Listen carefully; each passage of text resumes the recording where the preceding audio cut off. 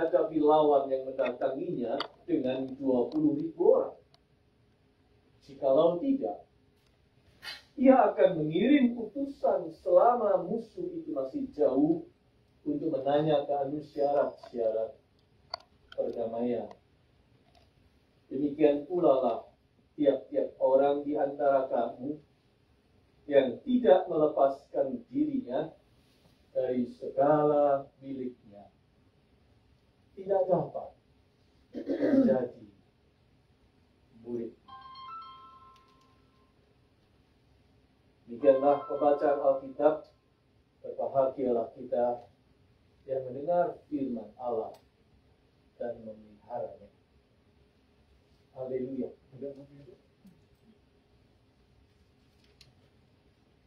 Saudara-saudara, hidup ini sebenarnya merupakan deretan keputusan demi keputusan yang kita buat setiap saat, setiap hari. Waktu alarm berbunyi pagi hari, kita memutuskan langsung bangun atau tunggu 5 more minutes. Waktu kita bangun, kita memutuskan langsung berdoa atau langsung cari cellphone. Begitu bangun, kita memutuskan kita mau mandi pagi atau mandinya nanti sore saja. Kita mau sarapan apa hari itu? Kita mau pakai baju yang mana? Waktu berkendara, kita memutuskan kita lewat jalan yang mana? Telepon atau message yang belum dijawab, hari ini mana yang kita mau respon lebih dulu? Dan seterusnya. Semua itu membutuhkan keputusan kita. Mulai dari keputusan-keputusan yang sepele, kecil, sampai dengan keputusan-keputusan yang penting dan besar. Kita buat setiap hari. We make our decisions every day. Cuma kita seringkali tidak menyadari. Karena itu sudah menjadi rutin. Sudah menjadi habit yang otomatis. Padahal, saudara, ada satu hal yang penting untuk kita sadari selalu, bahwa setiap kali kita mengambil keputusan, keputusan itu punya konsekuensinya. Ada harga yang harus dibayar. atas keputusan itu. Every single of it will cost you something. When you choose an action, you choose the consequences of that action as well. Kalau kita memilih melakukan sesuatu, maka kita memilih konsekuensinya pula yang harus kita tanggung. Tidak ada yang free of charge. Tidak ada. Kecil atau besar, suka atau tidak suka, semua keputusan punya harga yang harus kita bayar.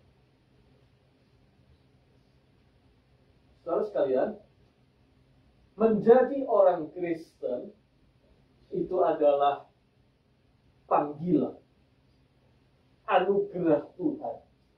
Saudara dan saya dipanggil oleh Tuhan. Itu dalam perumpamaan di Lukas 14 ayat 15 sampai 24 sebelum bagian yang kita baca hari ini, digambarkan seperti sebuah pesta. Dan semua orang di-invite untuk datang. Tuhan itu meng-invite, mengundang kita, memanggil kita. Menjadi Kristen itu panggilan. Tetapi panggilan itu, undangan itu perlu direspon, bukan? Undangan itu perlu dijawab. Perlu direspon dengan keputusan kita mau menyambut undangan itu atau tidak. Kalau Anda diundang orang, Anda mesti memutuskan Anda mau datang atau tidak. Menjadi Kristen itu undangan, panggilan Tuhan. Tetapi Anda dan saya harus membuat keputusan untuk menyambutnya. Itulah yang disebut keputusan untuk mengikut Yesus.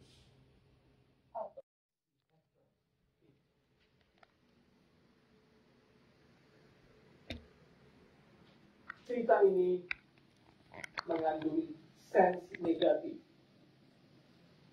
Tapi saya hanya ingin menunjukkan bahwa betapa besar dampaknya apabila ada pihak lain atau orang lain yang kepadanya kita memberikan akses untuk dia bisa masuk ke segala wilayah di dalam hidup kita. Betapa gawatnya. Kalau orang itu jahat, seperti hacker tadi, dia akan mengacaukan banyak dalam hidup kita. Karena dia punya akses masuk dalam hidup kita. Tetapi sebaliknya, juga berlaku. Kalau dia orang baik, dan dia punya akses dalam hidup kita, dia akan membawa pengaruh yang besar, yang positif di dalam hidup kita. Sebab dia akan mengatur kita, dan dia akan memimpin dan mengarahkan kita untuk menjadi leader di dalam hidup kita. Cerita yang kedua, Anda pasti tahu Mike Tyson, petinju yang besar itu. Mike Tyson dibesarkan sebagai anak jalanan di wilayah kumuh di New York. Keluarganya broken. Ayahnya penjudi dan pemabuk. Ibunya terpaksa melacur. Sekolahnya drop out. Di umur 13 sudah 38 kali ketangkap akibat tindakan kriminal. umur 13, sudah 38 kali melakukan tindak kriminal, tertangkap. Tetapi ketika seorang manajer dan pelatih tinju yang namanya Cus D'Amato memasuki kehidupan Mike Tyson, terjadilah perubahan di dalam hidup pemuda berandalan ini. Cus D'Amato mendapatkan akses untuk mengatur hidup Tyson seperti layaknya orang tuanya sendiri. Mulai dari jadwal tidurnya, makanannya, jam-jam latihannya, penggunaan waktu senggangnya, pokoknya nyaris di seluruh aspek hidupnya, Cus D'Amato punya akses di situ untuk mengatur pemuda ini. Hasilnya apa? Hasilnya adalah jadilah dia petinju mula-mula amatir, juara kelas-kelas amatir, tetapi kemudian menjadi profesional dan akhirnya meraih juara tinju kelas berat dunia yang termuda pada umur 20 tahun di tahun 1986. Pemuda berandalan ini hidupnya berubah karena ada orang penting masuk dan diberi akses di dalam seluruh aspek hidupnya dan mengatur dia. Saudara sekalian, yang ingin saya katakan adalah barang siapa mengikut Yesus, dia harus tahu apa harganya, apa harga yang harus dibayarnya. The cost of the discipleship. Yaitu, dia harus menyerahkan kepemimpinan dan kepemilikan atas hidupnya kepada Yesus. Itu harganya. Dia harus memberi akses kepada Yesus untuk masuk dalam seluruh aspek hidupnya. Aspek kehidupan pribadi yang paling privat, Yesus ada di situ.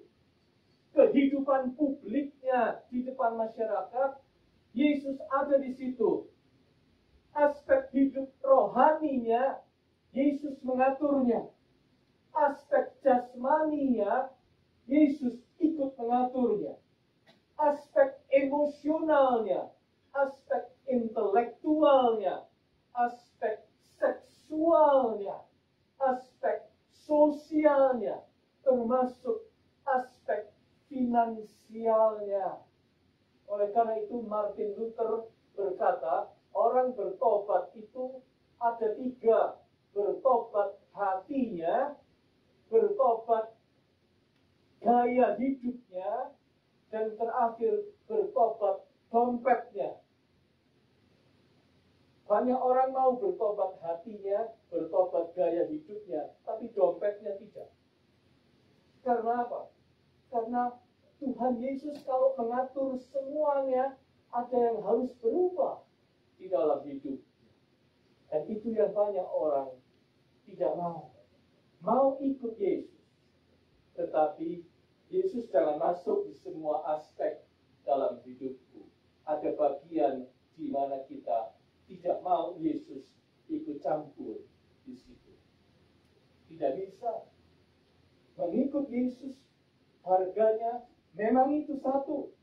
Anda harus bersedia membuka hidupmu dan membiarkan Yesus punya akses di dalam seluruh aspek hidup kita. Baik ketika kita dalam duka maupun ketika kita sedang dalam keadaan sukacita. Yesus menjadi Tuhan. Pada masa kelimpahan dan masa prihatin, Yesus menjadi Tuhan di situ. Pokoknya di semua aspek. Waktu kita sehat, kita memuji Tuhan, kita menyembah Tuhan. Waktu kita sakit, kita tunduk dan kita tersungkur menyembah Tuhan. Di semua aspek, Yesus menjadi Tuhan kita. Itulah artinya kita membayar harga mengikut Yesus. Menjadikan Yesus dengan leluasa, punya kuasa mengatur hidup kita. Itulah pengikut Yesus yang benar. Itulah harga menjadi murid Yesus. Pertanyaannya, apakah itu selalu enak buat kita? Apakah itu menyukakan kita? Jawabannya tidak selalu. Tidak selalu. Bahkan tidak jarang itu tidak mengenakan. Itu memagari kebebasan kita. Itu seringkali bertentangan dengan keinginan-keinginan kita. Kita mau ngatur hidup kita sendiri, tetapi Tuhan bilang tidak, aku mau mengatur kamu.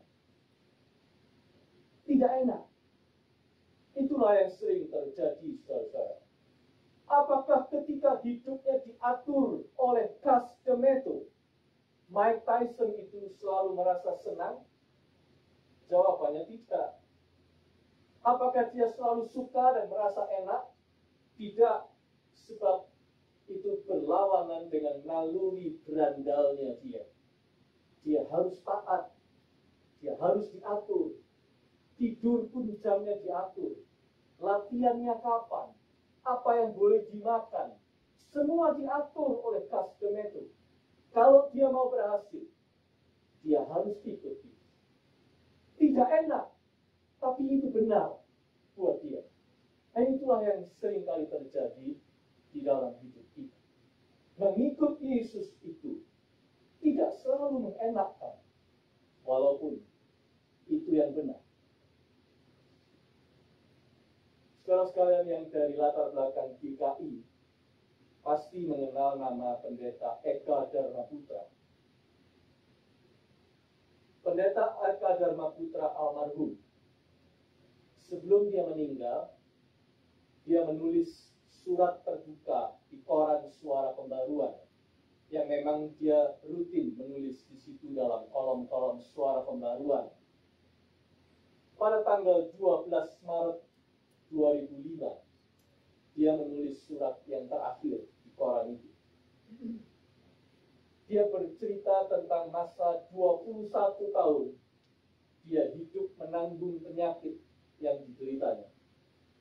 Penyakit yang akhirnya membawa dia pada kematian. Pendeta Eka menulis begini. Saya disadarkan dalam tahun-tahun hidup saya betapa Tuhan yang saya ikuti tidak selalu menyenangkan, tetapi tidak pernah ia mengecewakan. Pengakuan Pendeta Eka benar sekali. Mengikut Yesus itu tidak selalu menyenangkan, tetapi ingat, tidak akan pernah dia mengecewakan. Janjinya ya dan amin. Dia setia seperti yang tadi kita nyanyikan. Dia akan membawa kita ke tempat yang terbaik. Sekalipun perjalanan itu seringkali sukar kita mengerti dan tidak selalu mengenakan. Tetapi Tuhan tak pernah mengecewakan. Selanjutnya Pendeta Eka menulis kembali.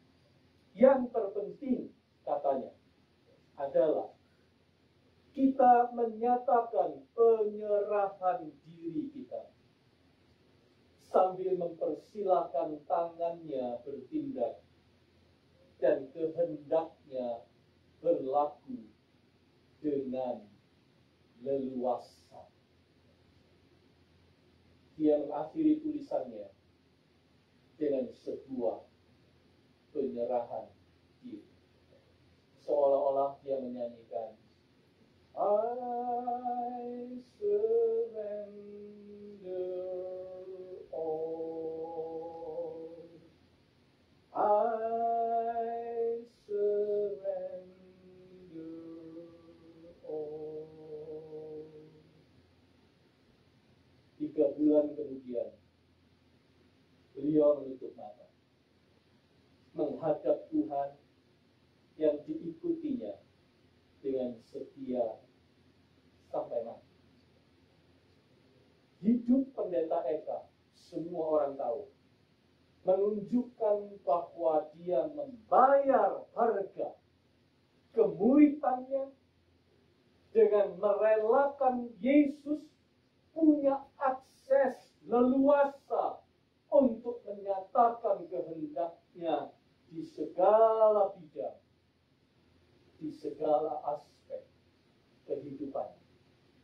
Hidup Pendeta Eka yang terbatas, dengan fisik yang terbatas, sudah menjadi berkat buat begitu banyak orang. Sebab dia mengikut Yesus dan dia membayar harga. Saudara sekalian, saya cuma mau menutup khotbah ini dengan umpama. Di sini kalau Anda masuk dalam proses jual beli rumah, maka saat yang dinantikan oleh pembeli rumah adalah apa? Penyerahan kunci. Bukan? Sebab kunci rumah itu simbol kepemilikan. Begitu kunci diserahkan, si pemilik rumah yang baru punya akses menuju ke semua ruangan dan semua tempat dalam rumah itu, dan dia bisa mengaturnya dan menggunakannya dengan leluasa, sebab dia yang punya rumah itu. Dia pegang kuncinya. Mengambil keputusan untuk mengikut Yesus itu ibaratnya Anda dan saya sedang menandatangani escrow. Dan sesudah itu, Yesus menunggu kita. Untuk apa? Untuk menyerahkan kuncinya. Kunci rumah kehidupan kita kepada dia. Sebab saat itu, ketika Anda memutuskan untuk mengikut Yesus, kepemilikan atas hidup kita sudah pindah tangan. Kita sudah melepaskan kepemilikan itu kepadanya. Dan kita berkata kepada Yesus, silakan engkau mengakses seluruh aspek kehidupanku. Sebab kini engkaulah pemilik dan pemimpin hidupku. Seperti nyanyian kita tadi, Roh Kudus, bawalah aku pada seluruh kebenaran. Pimpinlah aku. Mengikut Yesus adalah seperti kita menyerahkan kunci rumah kita kepada Dia dan menjadikan kepemilikan atas hidup kita berpindah tangan kepadanya. Dan selanjutnya Dia berhak mengakses dan mengatur dan memimpin seluruh hidup kita. Pertanyaan, bersediakah kita?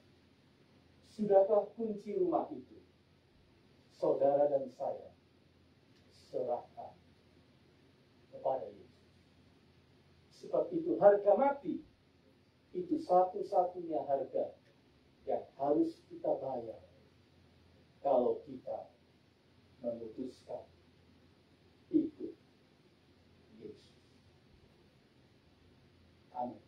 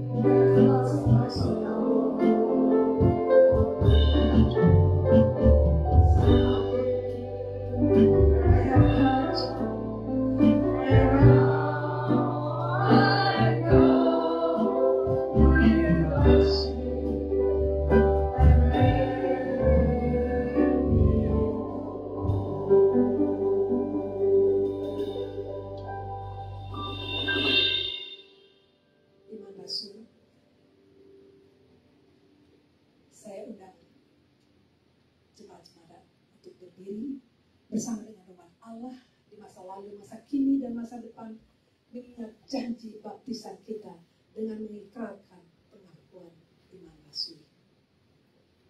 Aku percaya kepada Allah Bapa yang Maha Kuasa, Khalik langit dan bumi, dan kepada Yesus Kristus, Anak yang tunggal Tuhan kita, yang dikandung daripada Roh Kudus, lahir dari anak darah Maria, yang menderita di bawah pemerintahan Pilatus, disalibkan, mati dan dikuburkan, turun ke dalam kerajaan Allah. Pada hari yang ketiga, bangkit pula dari antara orang mati, naik ke surga, duduk di sebelah kanan Allah, Bapa yang Maha Kuasa, dan akan datang dari sana untuk menghakimi orang yang hidup dan mati. Aku percaya pada Roh Kudus, Gereja yang kudus dan am, persekutuan kudus, pengampunan dosa, kebangkitan orang mati, dan hidup yang kekal.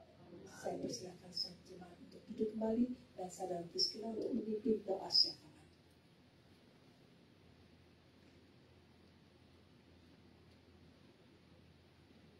Puji nama Tuhan, sungguh luar biasa firman Tuhan hari ini. Terima kasih Pak Pipi untuk firman Tuhan-Nya. Saatnya kita akan berdoa syafaat bersama-sama. Mari kita tundukkan kepala kita dan kita berdoa bersama. Tuhan, kami bersyukur Tuhan, pada saat ini kami boleh ada di tempat ini, kami boleh bersama-sama memuji dan memuliakan nama Tuhan. Dan terlebih lagi Tuhan, kami boleh mendengar suara Tuhan lewat firman yang sudah disampaikan oleh hamba-Mu, Bapak Pipi. Terima kasih ya Tuhan, Engkau memberikan hikmat marifat yang daripada Tuhan terus-menerus mengalir dalam kehidupan Bapak Pipi. Sehingga Tuhan, hamba-Mu ini boleh Tuhan pakai dengan luar biasa untuk memberitakan firman Tuhan. Dan jemaat Tuhan boleh mendengar apa yang menjadi isi hati Tuhan. Terima kasih Tuhan buat firman Tuhan yang indah pada siang hari ini. Biarlah Tuhan firman-Mu yang sudah ada di dalam hidup kami boleh ingat dan kami boleh lakukan hari demi hari. Saat ini Tuhan, kami bersama-sama kami berdoa untuk Om Tim, untuk Kohandi, untuk Tante Olga dalam pemulihan, Cik Liani, Mei, Peter Chen, Tante Yeti, Ibu Aimin, Cik Lucy, Ko Habi, Ko Andrea, dan kami mengingat Tuhan Bapak Pendeta Robi yang saat ini tidak bisa hadir. Tuhan, kami berdoa, biarlah kesembuhan yang daripada Tuhan boleh turun dalam setiap anak-anak-Mu. Engkau tahu Tuhan, mereka perlu Engkau, mereka rindu akan Engkau Tuhan. Biarlah mereka boleh mengalami sesuatu mujizat yang luar biasa yang Tuhan sudah sediakan bagi kami semua. Kami juga berdoa ya Tuhan buat Tante Hana yang saat ini sedang vocation bersama dengan Yusuf, dan juga kami mengingat Jos Tuhan yang ada di Indonesia. Biarlah kebersamaan mereka dengan keluarga besar yang ada di Indonesia menjadi sesuatu yang sukacita dan kebahagiaan mereka. Kami juga berdoa Tuhan untuk saudara-saudara kami ini bisa menjadi garam dan terang di tengah-tengah keluarga yang ada di Indonesia.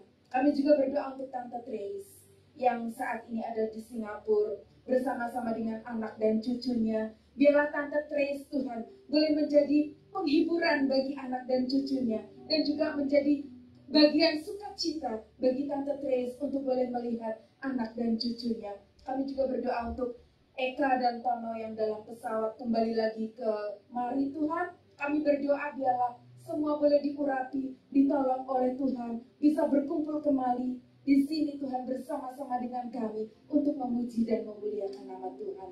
Kami juga berdoa Tuhan untuk para senior Maranatha. Ada Tante Yuliana, ada Pak Sugianto, ada Tante Sylvia, ada Om Rudi, ada Tante Christina, ada Aing, dan juga Tuhan ada Tante Olga di tempat ini. Kami berdoa, biarlah di masa tua mereka, seperti firman-Mu mengatakan bahwa sampai masa tuamu, aku tetap menggendongmu. Biarlah berkat anugerah Allah lewat kesehatan, kekuatan boleh menjadi bagian dari para senior kami. Kami juga berdoa Tuhan bagi jemaat Tuhan yang sedang onsite ataupun online dalam rumah tangga kami masing-masing. Kami percaya rumah tangga kami semua, anak cucu kami diberkati oleh Tuhan. Terima kasih Bapak. Inilah doa kami yang kurang sempurna. dan Tuhan sempurnakan di dalam nama Tuhan Yesus. Haleluya. Amin. Amin.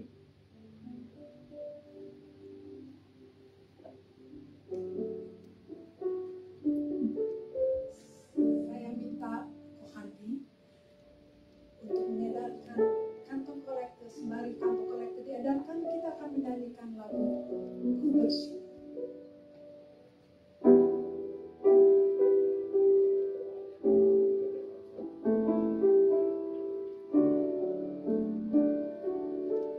Saya akan bacakan satu firman sebelum kita memberikan persembahan dari 1 Tawarik 29 ayat yang ke-9. Bangsa itu bersukacita karena kerelaan mereka masing-masing, sebab dengan tulus hati mereka memberikan persembahan sukarela kepada Tuhan. Juga Raja Daud sangat bersukacita. Mari kita nyanyikan ini sambil atau diedarkan.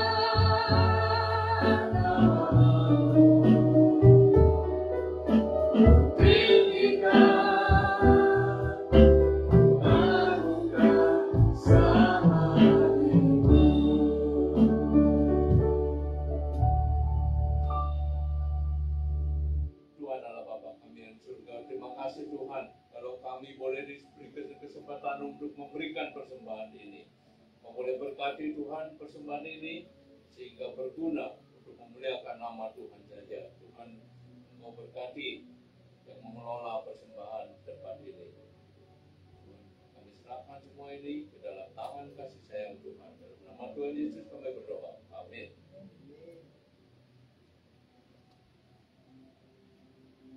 Marilah kita berdiri dan menyanyikan lagu Maranatha. Lalu pendeta Pipi akan memberikan berkat.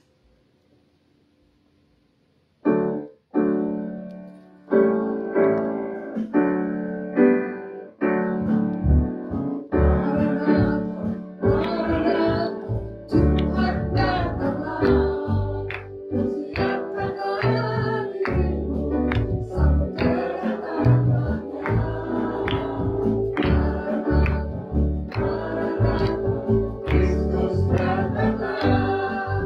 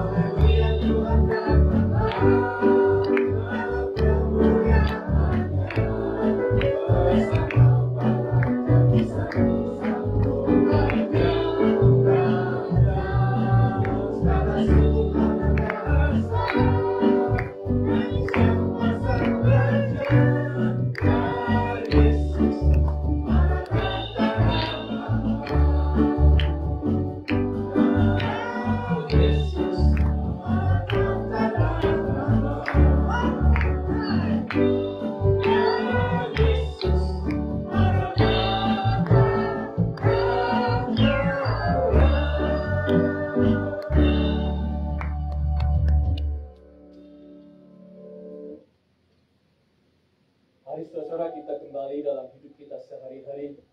Kita perbarui tekad kita untuk menjadi pengikut Yesus sampai Dia datang kembali, Maranatha. Dan kita pulang menyerahkan hidup kita dalam tangan Tuhan. Sebab hanya di tangan Tuhan ada segala berkat yang kita butuhkan. Tuhan memberkati engkau. Tuhan melindungi engkau. Tuhan menyinari engkau dengan wajah-Nya dan memberi engkau kasih karunia. Tuhan menghadapkan wajah-Nya kepadamu dan memberi engkau shalom, damai sejahtera. Haleluya. Amin. Amin. Silakan.